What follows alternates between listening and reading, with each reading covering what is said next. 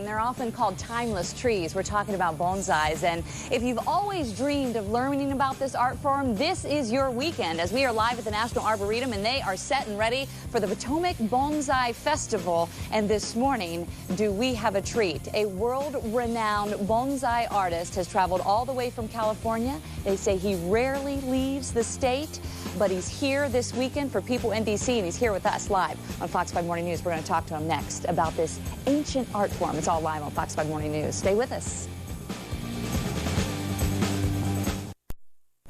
All right, Holly Morris learning about a very interesting art this morning. She is at the United States National Arboretum, where world-class bonsai artists will be sharing their skills this weekend. And that was my first lesson. I had been walking around saying bonsai.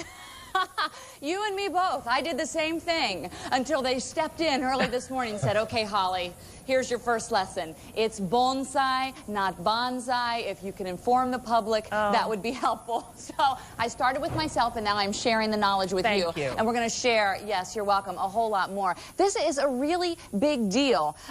If you're familiar with the Arboretum, you know that the National Bonsai and Penjing Museum is here. It's a part of the museum. But each year, now in its second year, I should say, they team up in partnership with the Potomac Bonsai Association and the National Bonsai Foundation, and basically they have a 3-day bonsai bash, and that's what we're previewing here this morning. Jack Sustick is the curator of the Bonsai and Penjing Museum, and he joins me this morning. Good morning to you. Good morning. Thank you for coming. And this really is quite a collection that the Arboretum has. It is. We have approximately 250 different bonsai on display. And they have them separated. Earlier this morning, we started in the Chinese garden, but now we're in the Japanese garden. Kind of give us a little idea of what a tour of the Bonsai Museum would be like here and the things you're going to see and experience. Well, you're going to see a wide range of trees in many different styles. You'll see forest plantings, azalea bonsai, and when they're flowering, that's all you see are flowers. You'll see Penjing, which is the Chinese art of growing trees in containers.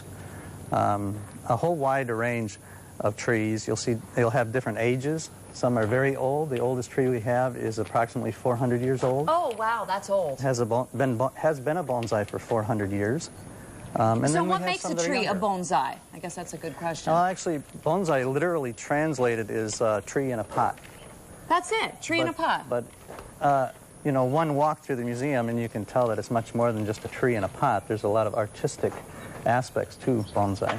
And so what's going to be going on this weekend with the 3-day festival? Well, we're going to have demonstrations, lectures, workshops.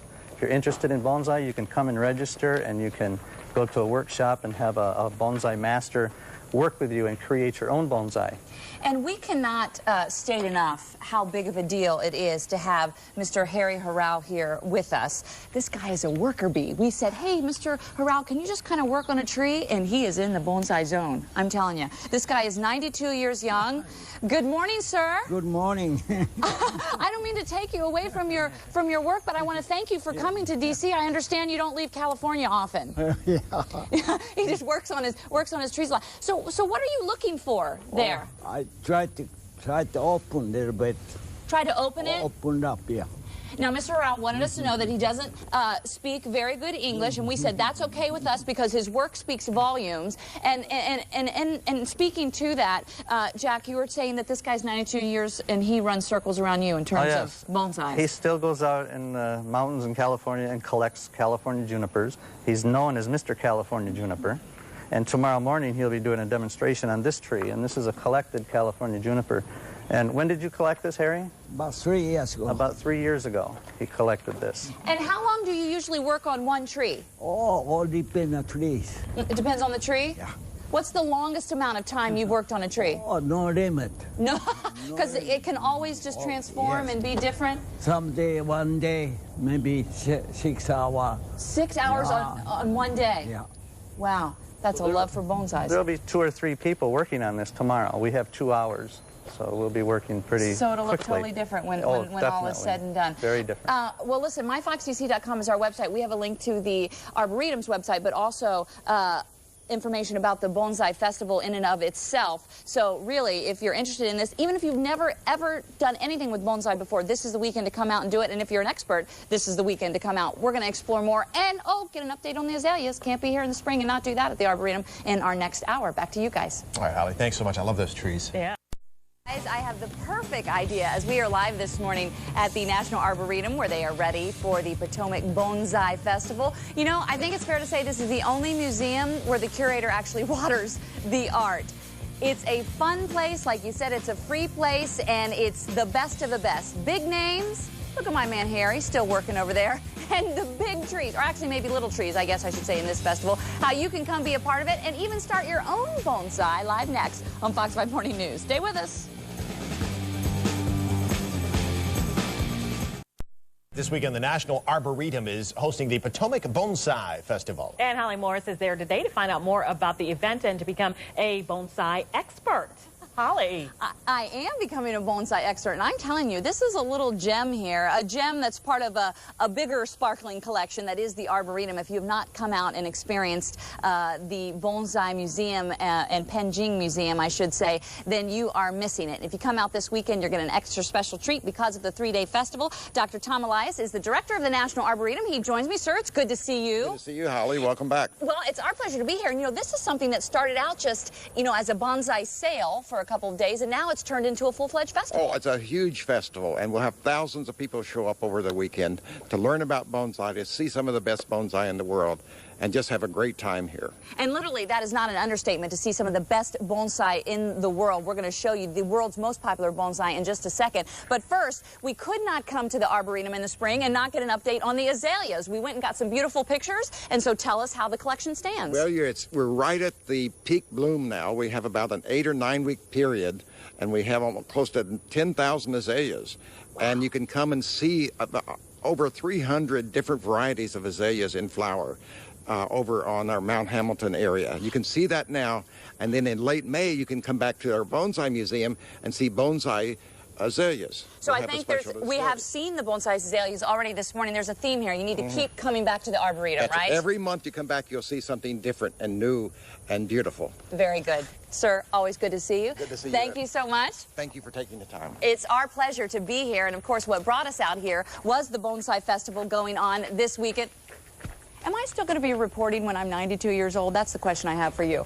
No, the answer is no. But look at Harry. I'm telling you, he's just still working. Everywhere time we turn around, he's snipping a bonsai. Felix Laughlin is the president of the National Bonsai Foundation, and he joins you this morning. Good morning. Let's talk a little bit about the fascination with bonsais. What is it?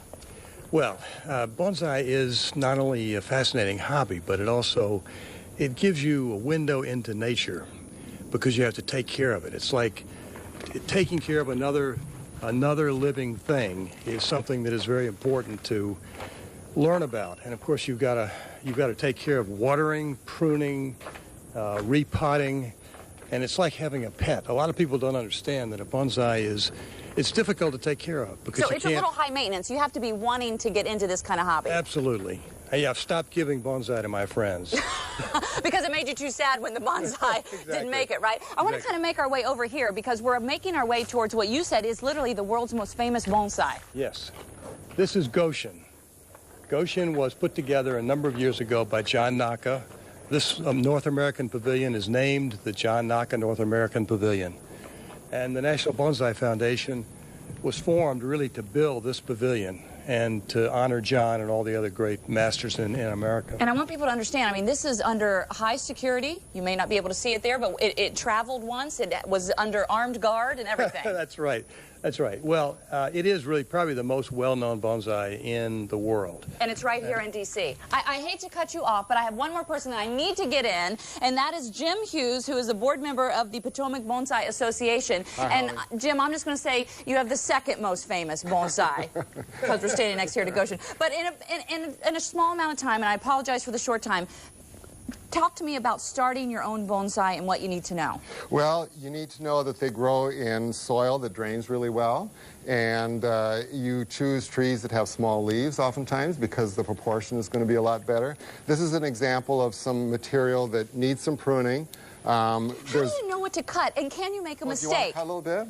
Well, it makes me nervous Well, with Goshen watching and all. You know, this is a tree that's got new growth on it, and there are leaves that go in different directions, and you're going to be able to decide which way it grows by cutting it off at that level. Oh, I see. So how I cut depends on how it will then grow, in what because shape. There's dormant buds inside of each leaf right on the edge there that will grow in that new direction. Who knew? Well, you knew, and you could know too if you come out starting today. It's a 3-day Potomac Bonsai Festival here at the National Arboretum. They have a sale going on. They have classes going on, so you can learn how to start. And if you're already an expert, you can come out and hang out with some world-renowned artists that are going to be here as well. Really a special weekend. But it's great for beginners also. There's a lot of how to get started workshops. A lot of how to get started workshops. Oh, yeah, and don't forget to allow time to see the azaleas while you're here. Back to you guys. Of course, you got to soak in the beauty.